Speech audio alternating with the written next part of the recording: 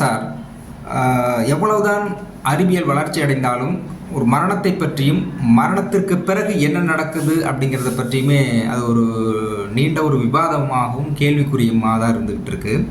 அதுலேயும் இப்போ ஒரு உடலில் இருந்து ஒரு உயிர் பிரிகிறது என்றால் எவ்வளவு நேரத்தில் பிரியுது, பிரிந்தவுடன் அதோடு தொடர்பு கொள்ள முடியுமா, அதே மாதிரி ஒரு உயிர் பிரிந்த பிறகு எத்தனை ஆண்டுகள், அதாவது மறுஜென்மம் எடுப்பதற்கு ஏதாவது கால அளவுகள் ஏதாவது இருக்குதா? இதை பற்றி உங்களுக்கான அந்த மருத்துவ ரீதியான அல்லது உங்களுடைய அனுபவபூர்வமான விளக்கங்கள் இருந்தால் சொல்லுங்கள் டாக்டர். மருத்துவ ரீதியாக இந்த விஷயத்தை நாம் ஏன் பேசுகிறோம் அப்படின்னு சொன்னால், மருத்துவத்துக்கும் இந்த இறந்து போகிறவங்களுக்கும் ஆவிகளுக்கும் என்ன சம்மந்தம் அப்படின்னா, ஒருவனுக்கு நோய்கள் வருவதற்கான காரணங்கள் பல காரணங்கள் இருக்கின்றன.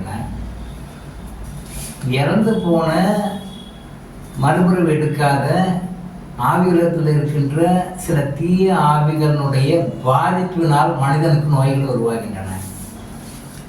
உடல் ரீதியாக நோய்கள் உருவாகின்றன, மன ரீதியான நோய்கள் உண்டாகின்றன, ஆத்மா ரீதியான நோய்களும் உண்டாகின்றன.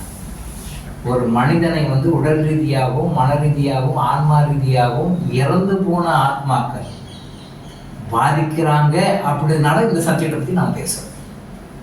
ஏன்னா இதுக்கும் அதுக்கு என்ன சம்மந்தம், இவர் ஏன் டாக்டர் போய் அதை பேசுகிறார் அப்படின்னு நான் நினைக்கலாம்.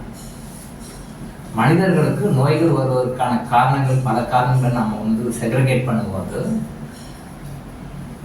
இறந்து மறுபிறவி எடுக்காத ஆவியத்தில் இருக்கின்ற ஆத்மாக்களால் அவங்களுடைய சில செயல்பாடுகளால் அவங்களுடைய சில எண்ண தாக்குதல்களால் பூமியில் வாழ்கின்ற மனிதனுக்கு, அவரோட சம்மந்தப்பட்டவங்களுக்கு, பூமியில் வாழ்கின்ற மனிதர்களுக்கு நோய்களும் வாழ்க்கையில் பிரச்சனைகளும் துயரங்களும் ஏற்படுகின்றன.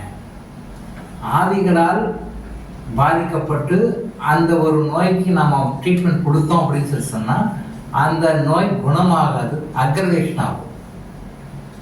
நீங்கள் அனுபவத்தில் கூட பார்க்கலாம். யாருக்காவது ட்ரீட்மெண்ட் கொடுப்பாங்க, எந்த டாக்டராக இருந்தாலும் ட்ரீட்மெண்ட் கொடுத்தாங்கன்னா அந்த ப்ராப்ளம் அக்ரவேஷன் ஆகும். குறையாது, அக்ரவேஷன் ஆகும். இப்போ இந்த மாதிரி அக்ரவேஷன் ஆகிற கேசஸில் நீங்கள் ஃபாலோ பண்ணிங்கன்னா பெரும்பாலும் 90% தீய ஆவிகளுடைய பாதிப்புகள் இருக்கும். அந்த தீய ஆவிகளுடைய பாதிப்புகளை எப்படி போக்குவது என்று சித்தர்கள் சொல்லியிருக்காங்க. சித்தர்கள் சொல்லாத விஷயத்தை பற்றி நான் எதையும் பேசலை, சித்தர்கள் சொன்ன விஷயத்தை பற்றி தான் நான் பேசுகிறேன். இந்த மாதிரி தீய ஆவிகளால் பாதிக்கப்பட்டு இருந்தால், அதனால் நோய்வாய்ப்பட்டிருந்தால், அதனால் மன ரீதியாக பாதிக்கப்பட்டிருந்தால், அவங்க மன ரீதியாக எப்படி சிகிச்சை பண்ணும், உடல் ரீதியாக எப்படி சிகிச்சை பண்ணும், இவங்களை எப்படி சரி பண்ணணும்னு சொல்லியிருக்காங்க. அந்த தீய ஆத்மாக்களுடைய கட்டுப்பாட்டிலேருந்து இவங்களை கட் பண்ணி வெளியே கொண்டாத வரைக்கும் நீங்கள் என்ன ட்ரீட்மெண்ட் கொடுத்தாலும் க்யூர் ஆகாது, க்யூர் பண்ண முடியாது. அதை சரி பண்ணிட்டு தான் இதை கொடுக்கணும். இதை எப்படி சரி பண்ணுறது சித்தர்கள் மருத்துவ முறைகள் நிறைய சொல்லியிருக்காங்க. சித்தர்கள் நிறைய இந்த பற்றி விஷயத்தை சொல்லியிருக்காங்க. பொதுவாகவே மறுபிறவி அப்படின்றது நம்முடைய பூர்வ ஜென்ம கர்மாவை பொறுத்தது தான். இந்த பிறவியில் நம்ம என்ன பண்ணியிருக்கோம், அடுத்த பிறவியில் நம்ம எங்கே ஒரு இடத்துல பிறக்கணும், நம்மளுடைய புண்ணிய பாவங்களுக்கு ஏற்ப ஒரு இடத்துல பிறக்கணும். இந்த இறந்ததுக்கும் அங்கே பிறக்கிறதுக்கும் மத்தியில் இடைப்பட்ட அந்த பீரியட் இருக்கு இல்லையா, அந்த பீரியட் டைமில் தான் நம்ம ஆவிகளத்தில் இருப்போம். இந்த ஆவிகளத்தில் இருக்கிறது என்னுடைய அனுபவத்தில் இறந்து சில மாதங்கள்லேயே மறுபிறவி வந்த ஆத்மாக்கள் இருக்காங்க. இறந்து 2 மாதத்துலேயே மறுபிறவி எடுத்துடுறாங்க, மறுபிறவி எடுத்து வந்திருக்காங்க. அந்த ஆத்மாக்களை தொடர்பு கொண்டு பேசணும்னு நமக்கு தெரியும். இறந்து 400-500 வருடங்கள் ஆகி மறுபிறவி எடுக்காத ஆத்மாக்களும் இருக்காங்க. நல்லா பார்த்துக்கோங்க. பிறந்த உடனே அந்த ஆவிகளை கூப்பிட்டு பேசலாம். பிறந்த உடனே சில டெக்னிக்ஸ் எல்லாம் இருக்கு, அவங்களை கூப்பிட்டு பேச முடியும். இறந்த உடனே மறுபிறப்பு எடுக்கின்ற ஆத்மாக்களும் இருக்கிறாங்க. இறந்த பிறகு பல நூற்றாண்டுகளாக மறுபிறப்பு எடுக்காம ஒன்று அலைஞ்சிட்டு சுற்றிட்டு இருக்கிற ஆத்மாக்களும் இருக்காங்க. இதுதான் உண்மை. நம்பினாலும் நம்மளாலும் இதுதான் உண்மை. அதே மாதிரி ஒரு ஆத்மா உடம்புலேருந்து பிரிஞ்ச உடனே பெரும்பாலும் சூசைட் பண்ணிக்கிற ஆத்மாக்கள் அவங்க இறந்து அடுத்த மொமெண்ட் வெளியே வந்துடுவாங்க. உடம்புலேருந்து வெளியே வந்துடுவாங்க. உடம்புல உயிர் இருக்காது, அந்த உயிர் வெளியே வந்துடும். ஒரு மொமெண்ட்ல எமோஷன்ல அவங்க வந்து சூசைட் பண்ணிக்கிறாங்க இல்லையா. அப்போ வெளில வந்த பிறகுதான் அடடா நம்ம செஞ்சு தப்பு, நம்ம தெரியாமல் பண்ணிட்டோமே, திரும்ப அந்த உடம்புக்குள்ளே போக முடியாது. திரும்ப அந்த உடம்புக்குள்ளே போக முடியாது, திணறும், தடுமாறும். அப்போ அந்த மாதிரி இருக்கும்போது அவங்களுக்கு சம்மந்தப்பட்டவங்க அங்கே யார் இருக்காங்களோ அவங்ககிட்ட அவங்க உடம்புல போயிட்டு பேசுவாங்க. இந்த மாதிரி அனுபவங்கள் எனக்கு நிறைய இருக்குது. நான் இந்த மாதிரி ஆத்மாவுக்கு நிறைய பார்த்துருக்கேன்.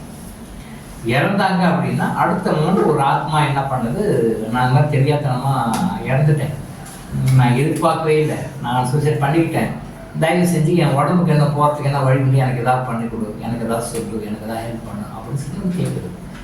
இறந்த ஆத்மாவினுடைய தோழி கிளாஸ்மேட்டு, அவங்க எங்கேயோ ஒரு இடத்துல இருக்காங்க, ஒரு 2 கிலோமீட்டர் தள்ளி இருக்காங்க, இறக்குறாங்க. எக்ஸ்ன்ற இடத்துல ஒருத்தர் இறக்குறாங்க, ஒய்ன்ற இடத்துல இன்னொருத்தர் இருக்காங்க, ஒரு 2 கிலோமீட்டர் தள்ளி இருக்காங்க.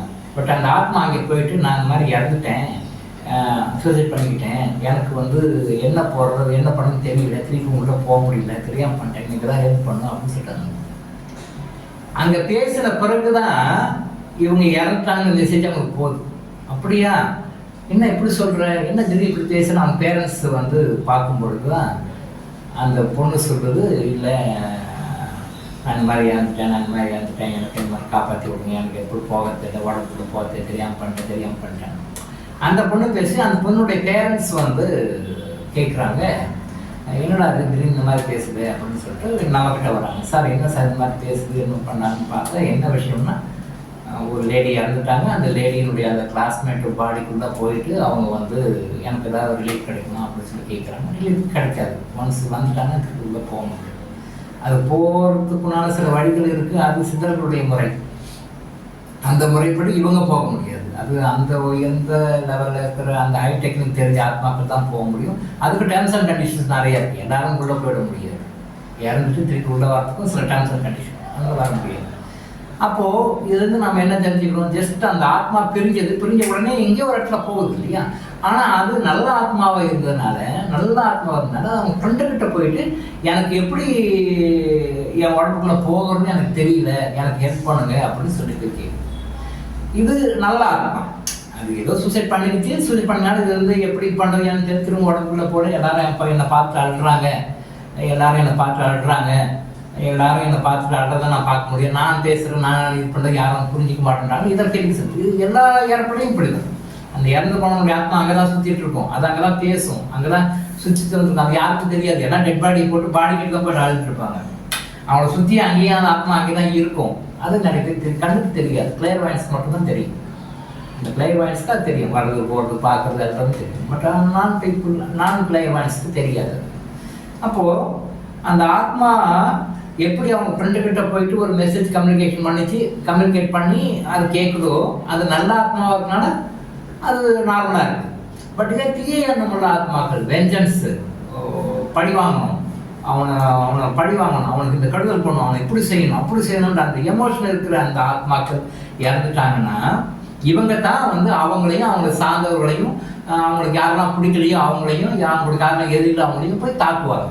அப்படி தாக்கும் பொழுது அவங்களுக்கு ஆக்சிடென்ட்ஸ் நடக்கும், பிஸ்னஸ் லாஸ் ஆகும், நைட்டில் வந்து நிம்மதியாக தூங்க முடியாது, யாரும் வந்து எழுப்பிடுற மாதிரி இருக்கும். இந்த மாதிரி நிறைய இந்த சிம்டம்ஸ் வந்து நிறைய சைக்காலஜிக்கல் ப்ராப்ளமாக வர சைக்காட்ரிஸ்ட் போகிற கேசஸ் எல்லாம் 99% இந்த மாதிரி கேசஸ் தான்.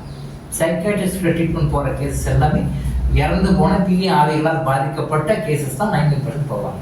பட் அவங்க வந்து செடேட்டிவ் மருந்து கொடுத்து அந்த work performance of the brain வந்து சப்ரஸ் பண்ணிடுவாங்க. Work performance of the brain அதை வந்து குறைச்சி விட்டுருவாங்க. அப்போ இவங்களுடைய ஃபங்க்ஷன் வந்து அப்படியே டல் ஆகிடும் அவ்வளோ. பட் அது போய் எண்டோக்ரைன்ஸை பாதிக்கும், பின்னாடி இவங்க ஒரு பெரிய பேஷண்ட் மாறிடுவாங்க, வேறு சமாச்சாரம். பட் இந்த மாதிரி கேசஸ் தான் வந்து அந்த ஆவிகளால் பாதிக்கப்பட்ட கேசஸ் தான் இந்த மாதிரி நிறைய பாதிக்கும். அதுக்கு ரெமெடி வந்து மருந்து கொடுத்து சரி பண்ணது கிடையாது. அந்த சம்மந்தப்பட்ட எந்த ஆவியை வந்து இவங்களை வந்து துன்புறுத்துதோ, எந்த ஆவியினால இவங்க பாதிச்சிருக்காங்களோ அந்த ஆவியை கூல் பண்ணி அதை காம்ப்ரமைஸ் பண்ணி அதோடைய லிங்கை கட் பண்ணிட்டா மட்டும்தான் இவர் க்யூர் ஆக முடியும். அப்போ தான் இவர் எந்த டாக்டர்கிட்ட போயிட்டு எந்த ட்ரீட்மெண்ட் எடுத்தாலுமே க்யூர் ஆக முடியும். அதர்வைஸ் இவர் க்யூர் ஆகவே முடியாது. இந்த மாதிரி நடக்கின்ற டெத்ஸ் வந்து சாவுகள் நிறைய நடந்துட்டு இருக்கு. பட் காரணம் தெரியாமல் சஃபர் ஆகிட்டு ஏதோ ட்ரீட்மெண்ட் அங்கேயே போய் ட்ரீட்மெண்ட் எடுத்து கடைசியில் இறந்துருவாங்க. இந்த மாதிரியான விஷயங்களை நம்ம புரிந்துக்கிட்டு நம்ம வாழ்க்கையில வந்து இதை அப்ளை பண்ணோம் அப்படின்னு சொல்லி சொன்னா நம்ம என்னைக்கும் ஆரோக்கியமாக சந்தோஷமாக வாழ முடியும். நம்முடைய ஆரோக்கியத்திற்கும் நம்முடைய மன ஆரோக்கியத்திற்கும் நம்முடைய சந்தோஷத்துக்கும் இறந்து போனவர்களுடைய ஆத்மாவுக்கும் சம்பந்தம் இருக்குன்ற உண்மையை வந்து நீங்க புரிஞ்சுக்கோங்க. இது உண்மை. நம்பினாலும் நம்பினாலும் இதுதான் உண்மை. இதை புரிஞ்சுக்கங்க, வாழ்க்கையில சந்தோஷமாக இருக்கும். டாக்டர் இளங்கோ ஆயுஷ் ஹாஸ்பிட்டல் வழங்கும் விழிப்புணர்வு இது. தொடர்ந்து இது மாதிரி பல அவேர்னஸ் வீடியோக்களை பார்க்க நம்ம சேனலை சப்ஸ்கிரைப் பண்ணிட்டு பெல் பட்டனை ப்ரெஸ் பண்ணுங்க.